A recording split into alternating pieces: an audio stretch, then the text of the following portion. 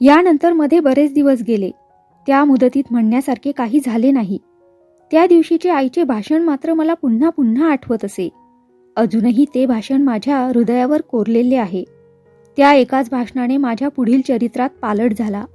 त्या भाषणामुळे आयुष्याची गुरुकिल्ली मला सापडली. इतर मुलींसारखी, नुसत्या मुलीच का, इतर मुलींसारखी माझी वृत्ती त्यानंतर राहिली नाही. माझ्या चौकसपणाला तेव्हापासून ऊत आला. यापूर्वीचा चौकसपणा नुसता पोरकटपणाचा होता, पण नंतरचा चौकसपणा त्या जिज्ञासू वृत्तीचा होता, ज्ञान मिळवण्याच्या लालसेचा होता. लहानपणापासून उच्च वर्णाच्या मुलांच्या ठायी वडील माणसांच्या अनुकरणाने कमी वर्णाच्या लोकांबद्दल अनादर उत्पन्न झालेला असतो. त्यामुळे कुणबी माळी लोकांकडे तुच्छतेने पाहण्याची आम्हा लोकांना सवय लागलेली असते. अशिक्षित आणि सुशिक्षित असा जातीचा एक होणारा प्रकारही त्या भेदाला जोड देत असतो. आधी कुणबी म्हणजे कमी दर्जाचे, त्यातून अशिक्षित कुणबी म्हणजे अगदीच हीन दर्जाचे, असा एक ठाम समज झालेला असतो. सुशिक्षित पांढरपेशा आणि अशिक्षित पांढरपेशा हा भेदही जातीभेदा इतकाच तीव्रतेने बहुजन समाजात रूढ होत असल्यामुळे कुणबी तेवढा अशिक्षित, पांढरपेशाहून कमी दर्जाचा असे समजण्यात येत असते. त्यातूनही तो कुणबी अशिक्षित असला म्हणजे त्याचा दर्जा जवळजवळ पशु इतका लेखला जातो. ही सर्वसाधारण वृत्ती आहे. कुणबी सुशिक्षित झाला तरीही त्याच्याकडे आम्ही कमी दर्जाच्या दृष्टीने पाहत असतो. तिथे अशिक्षित कुणब्याची काय कथा? मी म्हटलेच आहे की आईच्या उपदेशाने मला नवी दृष्टी मिळाली. मी कुणब्याकडे निराळ्या नजरेने पाहू लागले.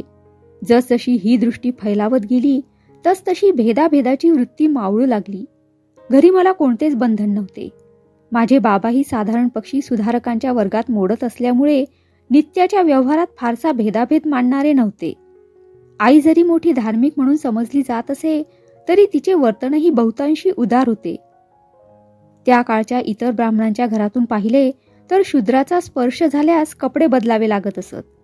आमच्या घरात 16 ओळ्यांची बंधने, देवधर्म आणि जेवणखाण यांच्या बाबतीत साधारण कडकपणाने जरी पाळली जात असत तरी शूद्राच्या स्पर्शाने कपडे बदलण्याइतकी त्या सोहळ्याची मजल गेली नव्हती.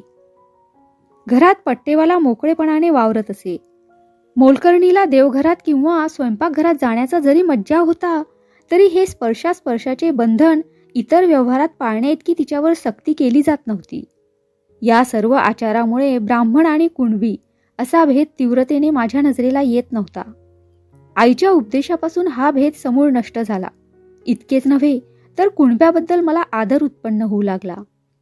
शाळेत सुद्धा ब्राह्मण नसलेल्या मुली मुद्दाम शोधून काढून मी त्यांच्याशी स्नेहसंबंध जोडू लागले. त्यांच्याशी वागण्यात उच्च नीच भेद मी बाजूला ठेवीत असल्यामुळे ब्राह्मणांच्या मुली माझ्यावर बहुधा नाराज होऊ लागल्या. या नाराज होणाऱ्या मुलीत फक्त एक अपवाद होता. गोडबोल्यांच्या घरी गेल्या दिवसापासून माझ्याविषयीचा बनीचा स्नेह दिवसेंदिवस अकृत्रिम होऊ लागला होता. इतर मुलींना, ब्राह्मण मुलींना त्याचे वैषम्य वाटे. मामलेदाराच्या मुलीचा त्याच मामलेदाराच्या हाताखालील एका यक्कश्चित कारकुनाच्या मुलीशी स्नेह वाढत असल्याचे पाहून इतर कारकुनाच्या मुलींना त्याचे वैषम्य वाटत होते. त्या वैषम्याचे हळूहळू द्वेषात रूपांतर होत असल्याचा मला भास होई. ठकूच्या बाबतीत मुळी प्रश्नच नव्हता. आठवड्यातून निदान 2 वेळा तरी नागू तेलाच्या घाण्यावर जाऊन बसल्याखेरीज मला चैन पडत नसे. सर्व मुलींचा तो एक थट्टेचा विषय होऊन बसला होता. गणू पट्टेवाल्याच्या घरी देखील मी मधून मधून जात असे. त्याबद्दल नुसत्या मुलीतच काय पण साऱ्या गावात चर्चा होत असे. या चर्चेमुळे साऱ्या चिपळुणात मी एक प्रख्यात व्यक्ती होऊ लागले होते. कुठेही जा माझ्याबद्दल चर्चा चाललेली असायचीच. मग ती भाट्यांच्या वखारीत असो, वाण्यांच्या दुकानी असो किंवा वकिलांच्या अड्ड्यात असो किंवा खुद्द कोर्ट कचेरीत असो. शिळोप्याच्या गप्पा सुरू झाल्या की माझी चर्चा त्यात हटकून असायचीच. त्या चर्चेमुळे मला जे अकारण महत्त्व प्राप्त होत होते त्याचा दिवसेंदिवस मला अभिमान वाटू लागला होता. माझ्याबद्दलच्या चर्चेची हकीकत शाळेतील कुठल्या ना कुठल्या तरी मुलीने जर एखाद्या दिवशी सांगितली नाही तर त्या दिवशी मला चैन पडत नसे. गावात माझी निंदा होत आहे याचे माझे मलाच कौतुक वाटू लागले होते. गावातल्या प्रमुख व्यक्तीत मामलेदारा इतकाच मुन्सफाचा दर्जा असतो. मुन्सफांना मुलगी नव्हती, त्यामुळे मुन्सफांच्या घरी माझ्याबद्दल काय चर्चा चालते हे कळण्यास मला काहीच मार्ग नव्हता. आणि त्यांच्या घरी माझ्याविषयी चर्चा होते की नाही हे जाणण्याविषयी मी तर फार उत्कंठित होते. एके दिवशी एकदाची तशी संधी आली. मुन्सफीनबाई आमच्या घरी आल्या होत्या. त्या अगदी सहज म्हणून आल्या होत्या. दिवस रविवारचा असल्यामुळे मी घरीच होते, पण परीक्षेचे दिवस असल्यामुळे खोलीत अभ्यास करीत होते. माझघरात आई मुन्सफीनबाईंशी बोलत होती. त्यांचे भाषण मला स्पष्टपणे ऐकू येत होते. मी घरात नाही अशा समजाने मुन्सफीनबाई बोलत होत्या आणि तसे त्यांना वाटत असल्याचे ध्यानात येऊनही आईने त्यांचा तो गैरसमज दूर करण्याचा प्रयत्न केला नाही. त्यामुळेच त्या बऱ्याचशा मोकळेपणाने बोलत होत्या. पहिल्याने हवा पाण्याच्या इकडल्या तिकडल्या गोष्टी झाल्यावर मुन्सफीनबाई म्हणाल्या, असं पहा बाईसाहेब, तुम्ही मुलीवर जरा चांगली नजर ठेवा. काही जरी झालं तरी मुन्सफ मामलेदारांना गावात एक दर्जा असतो, याची मुलांना आठवण राहिली पाहिजे. त्यांना आठवण राहिली नाही तर वडील माणसांनी ती करून दिली पाहिजे. आईने विचारले, काय झालं? माझ्या मुलीच्या हातून आमच्या दर्जाला न शोभण्याजोगं काही वर्तन झालं का? काही, नुसतं काही, मुन्सफीनबाई आवेशाने म्हणाल्या. तिचं सारंच वर्तन मोठं चमत्कारिक आहे. गावात त्याचा फार बोभाटा झाला आहे. आमची मुलं तर रोज सांगत असतातच, पण शिपाई कारकून सुद्धा कधी घरी आले तर नुसत्या तिच्याच गोष्टी सांगतात. असं काय केलं माझ्या मुलीनं? आई गंभीरपणे म्हणाली. मुन्सफीनबाई क्षणभर आईकडे नुसतीच पाहत राहिली आणि म्हणाली, सारं चिपळून बोलत सुटलं आहे आणि तुम्हाला तेवढं कळू नये, मोठं आश्चर्य आहे. सारं चिपळून बोलता आहे? आईने विचारले. सारं चिपळून माझ्या मुलीबद्दल बोलण्याइतकी माझी मुलगी काही मोठी नाही. 8-9 वर्षाची मुलगी ती काय, आणि तिच्याबद्दल सारं चिपळून बोलत सुटलं आहे ती काय? धन्य आहे तुमची बाईसाहेब, मुन्सफीनबाई म्हणाल्या. माझ्या मुलीचं असं वर्तन दिसलं असतं तर मी तिला शाळेत सुद्धा पाठवली नसती. 8 वर्षाची मुलगी झाली म्हणून काय झालं? लहान मुलींनी सुद्धा कसं वागावं याला काही मर्यादा आहेत. कुणाही गृहस्थाच्या मुलीला वागणुकीची मर्यादा राहिली पाहिजे. पण इथं ही तर मामलेदाराची मुलगी, अधिकाऱ्याची मुलगी म्हणून सर्वांचं लक्ष तिच्या वर्तनावर असतं. मुलांच्या वर्तनावरून लोक आईबापांचा अंदाज करतात. तिथं ही जर अशी वाटेल त्यावेळी वाटेल त्याच्या घरी जाऊ लागली तर लोकांनी नावं का ठेवू नयेत? अगदी शांतपणे आई म्हणाली, एवढंच? मला वाटलं काहीतरी फार भयंकर आहे म्हणून. मुन्सफीनबाई क्षणभर तिच्या तोंडाकडे पाहत राहिल्या. आईच्या बेपर्वाईबद्दल त्यांना भयंकर आश्चर्य वाटले असावे. अगदी थंडावल्या स्वराने त्या म्हणाल्या, तुम्हाला जिथं काही वाटत नाही तिथं 8 वर्षाच्या मुलीला दोष कसला द्यायचा? मामलेदाराची मुलगी 8 वर्षाची का होईना, पण मुलगी मामलेदाराची ना. 8 वर्षाची मुलगी जर तेल्या तांबोळ्याच्या घरी दुकानी हिंडू फिरू लागली तर लोकांनी नावं का ठेवू नयेत? अगदी उघड उघड तेल्याच्या घाण्यावर जाऊन बसते, हे योग्य दिसतं का? आपल्या योग्यतेला ते शोभतं का? ते एक राहू दे. तेली म्हणजे एक गावचा माणूस आहे. त्याची एक मुलगी शाळेत येते. झाली असेल तिची दोस्ती म्हणून जात असेल तिच्याबरोबर घाण्यावर. एक वेळ या गोष्टीकडे कानाडोळा करता येईल, पण पट्टेवाल्याच्या घरी तुम्हाला माहीत आहे का? तुमची मुलगी तुमच्या पट्टेवाल्याच्या घरी जात असते. तासाचे तास तिथं बोलत बसते. कसली मेली ती वस्ती? आधी शूद्रांची वस्ती, त्यातून पट्टेवाला, त्यातून खुद्द तो तुमचाच पट्टेवाला. मामलेदाराच्या मुलीनं पट्टेवाल्याच्या घरी जाणं कुणाला तरी योग्य दिसेल का? त्या दिवशी देवदर्शनाहून परत येत होते. सहज नजर गेली. पाहिलं तर तुमची मुलगी पट्टेवाल्याच्या घरी जात होती. 50 कोंबडी तिथं दारात होती. त्यांना ती हाकून दूर करीत होती. अगदी बेधडक कोंबड्यांना शिवत होती. कोंबड्यांची शीट पायाखाली तुडवून सरळ पुढे जात होती. मी अगदी थक्क झाले.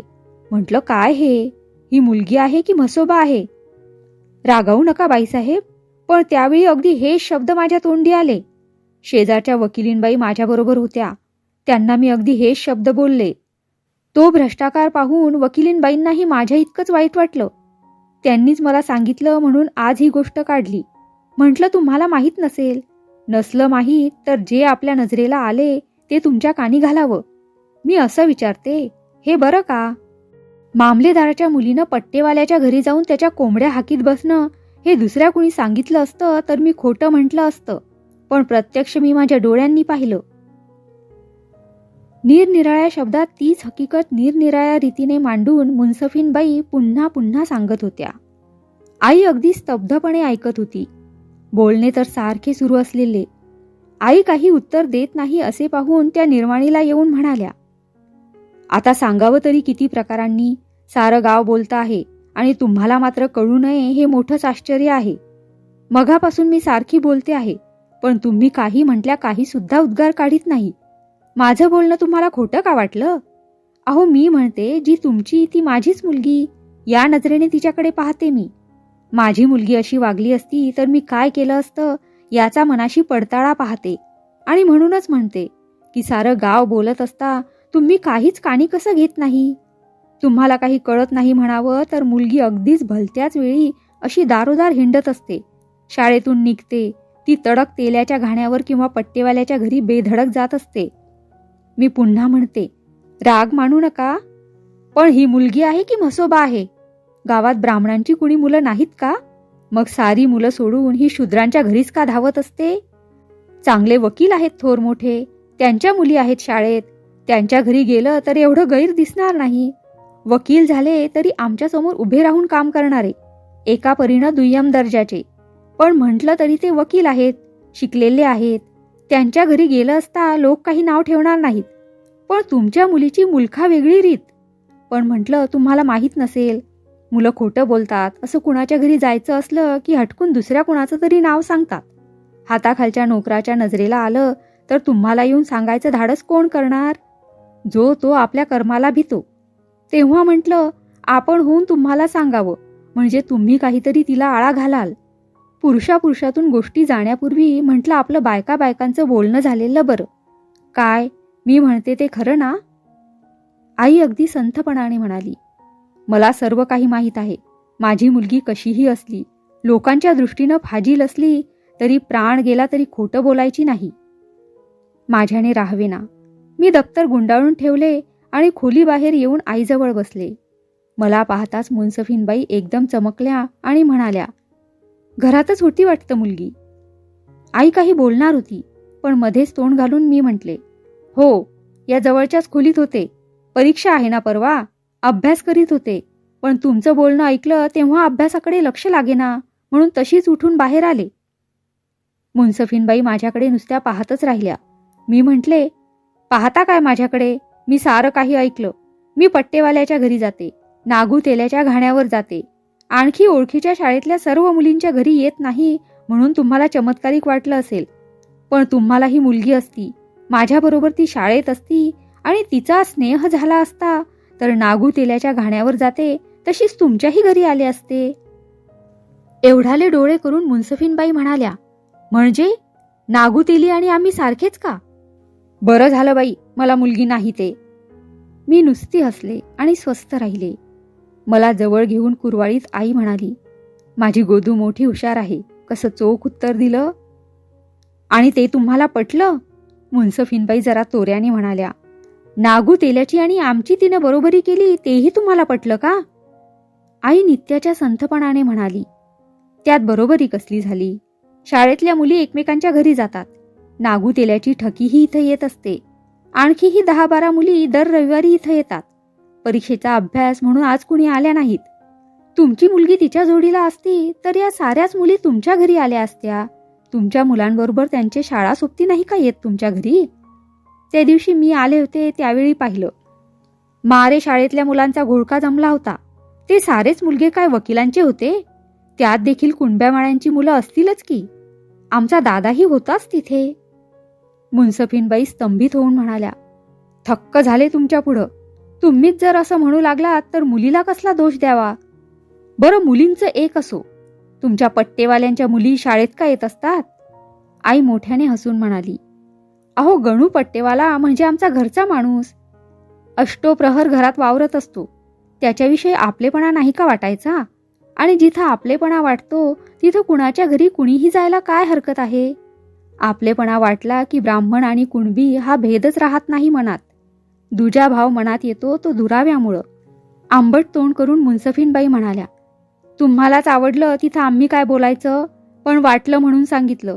जसे मुन्सफ तसेच मामलेदार, दोघेही गावचे अधिकारी, दोघेही एका परीनं गावचे राजेच. लोकांनी अधिकाऱ्यांना नावं ठेवली की वाईट हे वाटायचंच. तुम्हाला नाव ठेवलं काय आणि आम्हाला नाव ठेवलं काय, माझ्या दृष्टीनं दोन्ही सारखीच. म्हणून एवढा वेळ बोलले. आम्ही आपली जुन्या काळची माणसं. अजून सुधारकी थाट आमच्यात शिरले नाहीत. वाडवडिलांनी घालून दिलेला कित्ता पुढं गिरवायचा हीच आमची नजर. लोकांनी तुम्हाला नावं ठेवली तर आपुलकीच्या दृष्टीनं आम्हालाही वाईट वाटतं म्हणून बोलले. नाही पटलं तर सोडून द्या. पण सांगायचं म्हणून सांगते. एकंदरीत हे काही बरं नव्हे. लोकलाज म्हणून काही आहे की नाही? चार चौघात राहायचं म्हणजे चार चौघांसारखं वागावं लागतं. मुलखा वेगळे आचार मोठ्या माणसांनाही शोभत नाहीत. आई क्षणभर आपल्याशीच हसली आणि म्हणाली, कोण मोठं आणि कोण लहान हे कुणी ठरवायचं? तालुक्यातले सारे लोक मामलेदारापुढं मान वाकवतात. पण तेच मामलेदार जिल्ह्याला गेले म्हणजे तितक्याच अदबीनं कलेक्टर साहेबांना मुजरा करतातच की नाही? कसला लहान आणि मोठेपणा घेऊन बसला आहात? उद्या पेन्शन घेतली की गावचा कुत्रा सुद्धा आम्हा लोकांना विचारायचा नाही. पूर्वीची ओळख धरली असली तर हे कुणबी माळीस पेन्शन घेतल्यावरही उद्या थोडी विचारपूस करतील. पण कारकून आणि वकील पेन्शन घेतलेल्या मामलेदार मुन्सफाकडे ढुंकून सुद्धा पाहायचे नाहीत. देवदर्शनाची वेळ झाली, आता निरोप घेते, असे म्हणून मुन्सफीनबाई एकदम उठल्या. पेन्शन घेतल्यामुळे निस्तेज झालेल्या मुन्सफाचे दुबळे चित्र तिच्या डोळ्यासमोर उभे राहिले काय? तिला कुंकू लावून आई दारापर्यंत पोहोचवायला गेली. मी माझघरातच उभी होते. इतक्यात दादा आत आला. दाराबाहेरच्या मंडपातून आई मुन्सफीनबाई बरोबर बोलत बोलत रस्त्याला येत जात होती. मी दादाला विचारलं, काय रे दादा, मुन्सफांच्या घरी गेला होतास का? तिथं कोण कोण आलं होतं? माझ्या अंगावर वस्कण येऊन दादा म्हणाला, तुला कशाला ही पंचायत? तू आपली जा नागू तेल्याच्या घाण्यावर. त्याच्या बोलण्याचा कसलाच राग न धरता मी शांतपणे विचारलं, असं रे काय दादा? मी सरळ विचारलं, त्याला सरळ उत्तर नाही का द्यायचं? म्हटलं, तुझे दोस्त जमतात मुन्सफांच्या घरी, त्यात कुणी मराठ्यांची मुलं असतात का? माझ्या शांतपणाने ओशाळून दादा थोडासा कुत्सितपणाने म्हणाला, हो असतात तर काय झालं? मराठ्यांची मुलं असतात पण ते सरदार आहेत.